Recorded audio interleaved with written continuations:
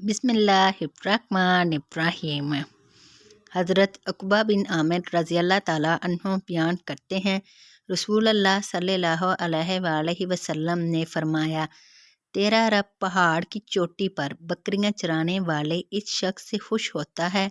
जो नमाज के लिए अजान कहता है और नमाज पढ़ता है। चनाचा अल्लाह अज़्ज़ा वजल फरमाता है, मेरे इस बंदे को देखो, वो अजान कहता है और नमाज पढ़ता है, वो मुझसे डरता है, मैंने अपने बंदे को बख्श दिया और इसे जन्नत में दाखिल फरमा दिया। मिशकातुल मसाबी हदीस नंबर 665। हज़रत अबू हुरैरा रज़ी अल्लाह ताला अन्हु से रिवायत है कि रसूलुल्लाह सल्लल्लाहु अलैहि वसल्लम ने फरमाया, अल्लाह ताला का इरशाद है कि जिस वक़्त बंदा मेरा ज़िक्र करता है और मेरी याद में इसके होंठ हरकत करते हैं तो इस वक़्त मैं अपने इस बंदे के साथ होता हूँ। तशरी अल्लाह ताला की एक मैयत वो है जो इस कायनात की हर अच्छी बुरी चीज़ को और हर मोमिन काफिर को हर वक़्त हासिल है। कोई चीज़ भी किसी वक़्त अल्लाह से दूर नहीं। अल्लाह हर चीज़ को मुहीत है, हर जगह और हम्मा वक़्त हाज़िर और नाज़िर है और एक मैयत रज़ा और कबूल वाली मैयत है। इस हदीस कुदसी में जिस मैयत का ज़िक्र है वो यही रज़ा और कबूल वाली मैयत है।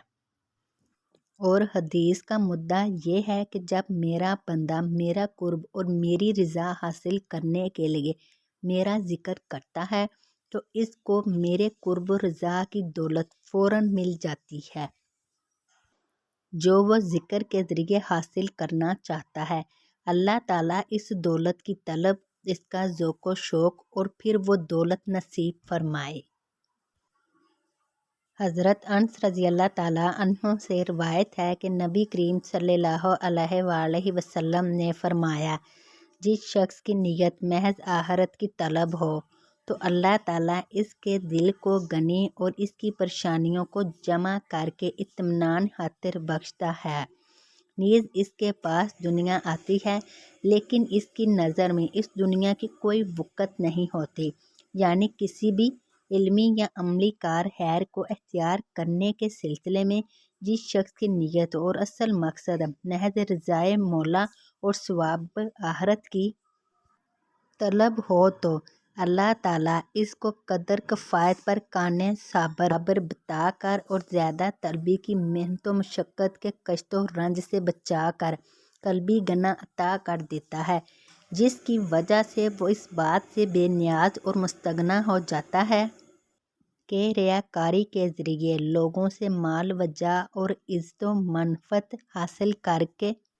आखिरत का नुकसान व हसरान मोल ले। नीज़ अल्लाह ताला हसूल माश और ज़रूरियात ज़िंदगी की तकमील के सिलसिले में इनकी परेशानियों, उलझनों और ज़हनी इंतशार व तफक्कुरात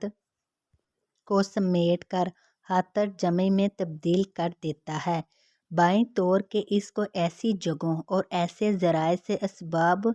माशियत मुहैया फरमा देता है जिनके बारे में इसको मालूम भी नहीं होता और इसके मामलात को इस तरह इस्तवार फरमा देता है